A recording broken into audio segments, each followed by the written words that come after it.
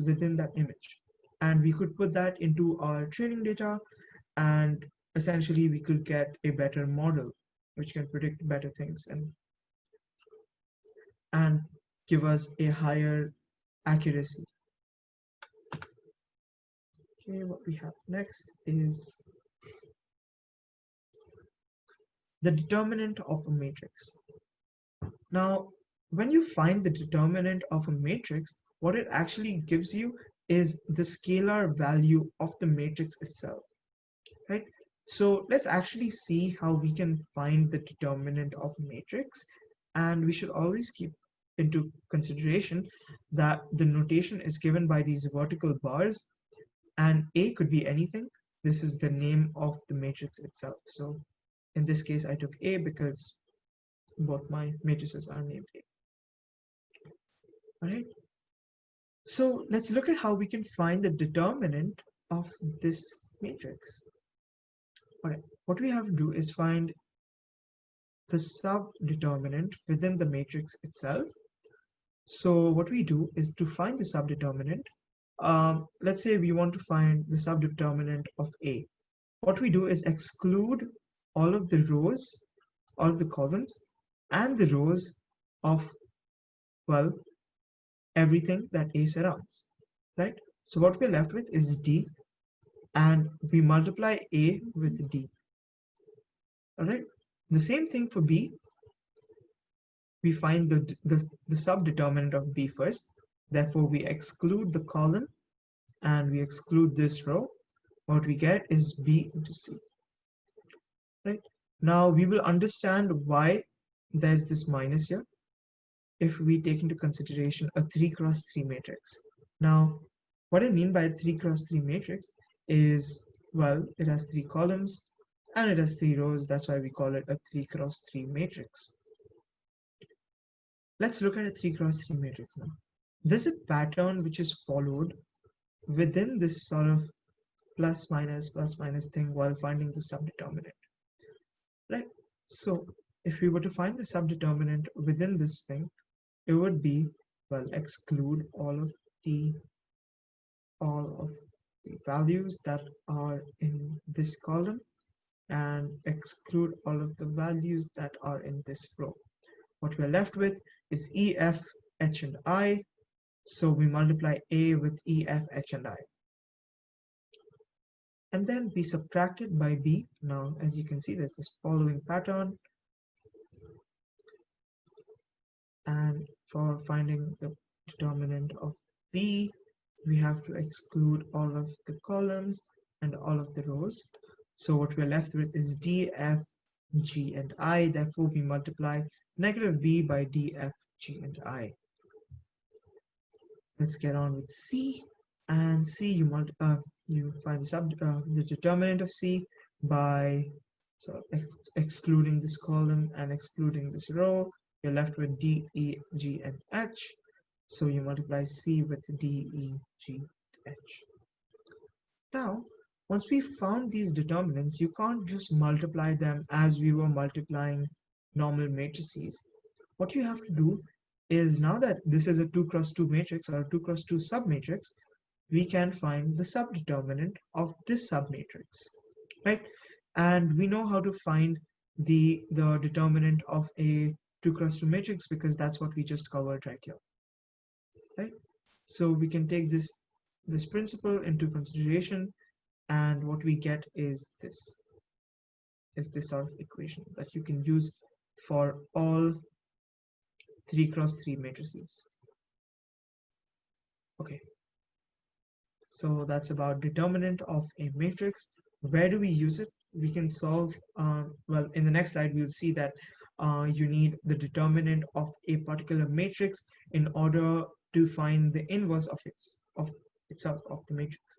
And using the inverse, you can actually solve the matrix itself. You can solve equations that are, well, converted into matrix form.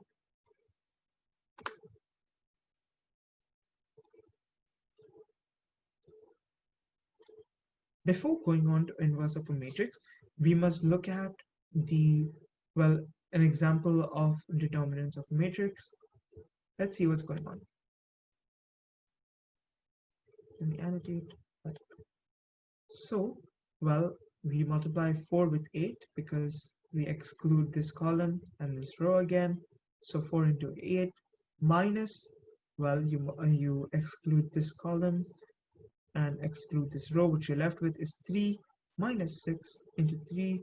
What we're left with is 32 minus 18, which is 14. Now let's look at a 3 cross 3 matrix. Well, we can use the equation that we learned earlier. And using that equation, we can find that the value is minus 306. Well, you multiply 6 with negative 2, 5, 8, and 7. You multiply 1 with 4, 2, 5, and 7. And you multiply this one with, well, 2, 4, negative 2, 8, 4, and 2.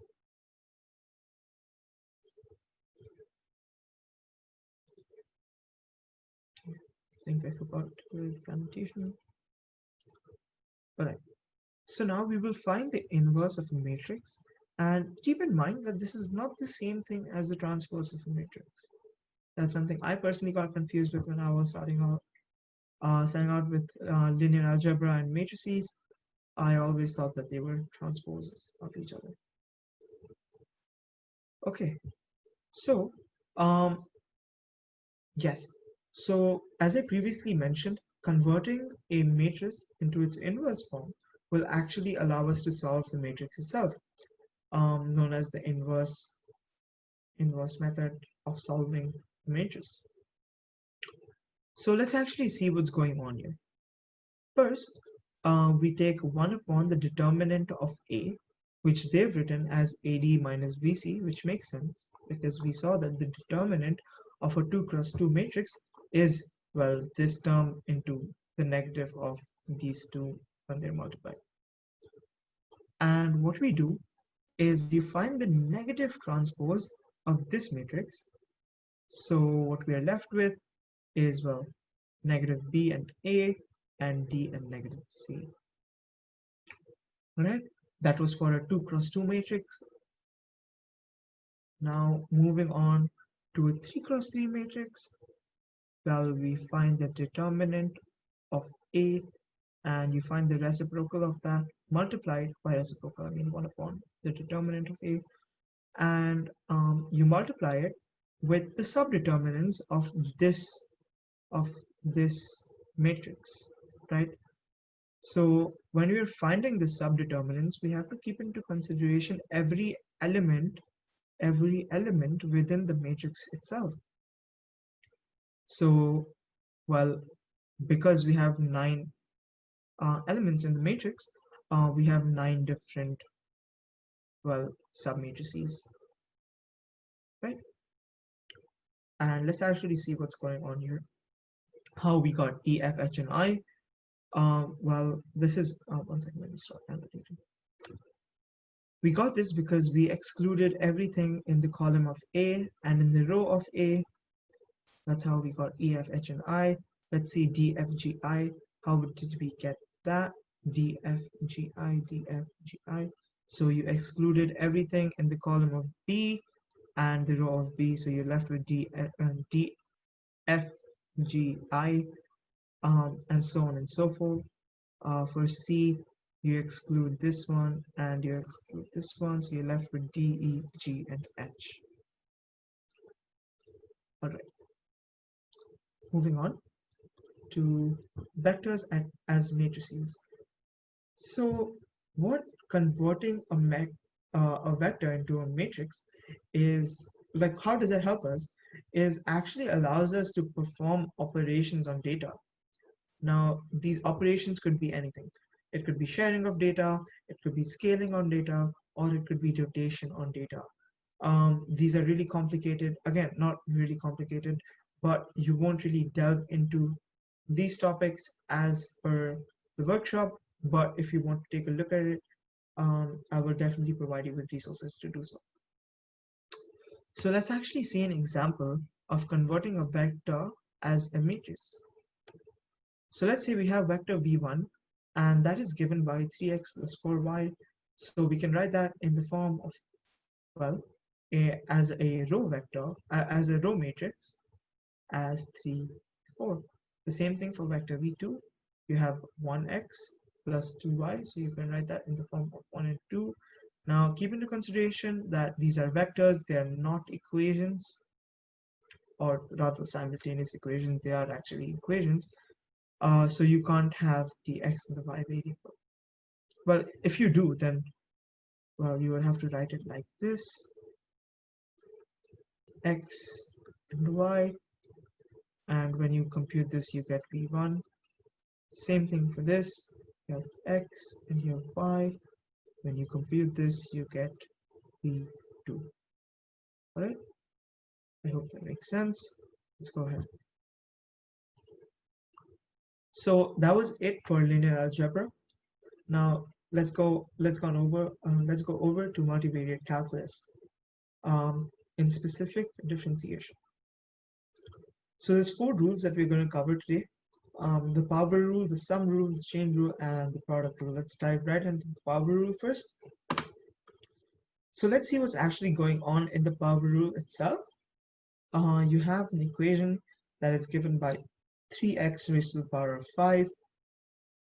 What you have to do is multiply 5 with 3 and subtract 1 from it, right? Multiply 5 with 3 and subtract 1 from it. So what we get is 15x raised to the power of 4. So now what this allows us to do is, when we plot this equation on a graph of 3x raised to the power of 5, we can basically find the gradient of any point on this curve, because we know it's going to be a curve because of the power. We can basically find any point on the gradient of any point on this curve and input the value of x, so you will get the gradient of any point. Well, when you input that value into this equation. Now the sum rule is the same, almost the same as the product rule. What you have is an equation here. You have 3x squared plus 5x. When you differentiate this, you have, well, 2 into 3, which is 6, 2 minus 1, which is 1, therefore you don't need to write it. And let's see what's going on here.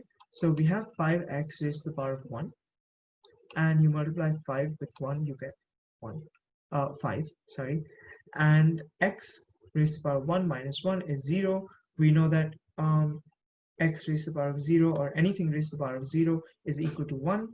Therefore, what we get is 5 into 1, which is 5. Right? Now, let's get into the chain rule. Let's understand what goes on in the chain rule. So let's say you have an equation, 3x raised to the power of 4 plus x, the whole thing raised to the power of 5. So what you do now is consider any variable. In this case, let's consider u to be equal to 3x raised to the power of 4 plus x. So what we get is y is equal to u raised to the power of 5. And when you differentiate that, what we call that is differentiating y with respect to u. Therefore, u goes on the bottom and y goes on the top. Therefore, what you get is 5 into 1, which is 5. 5 minus 1, which is 4. Therefore, the equation is du raised to the power of 4. And you have to differentiate u with respect to x. So when you differentiate this equation, which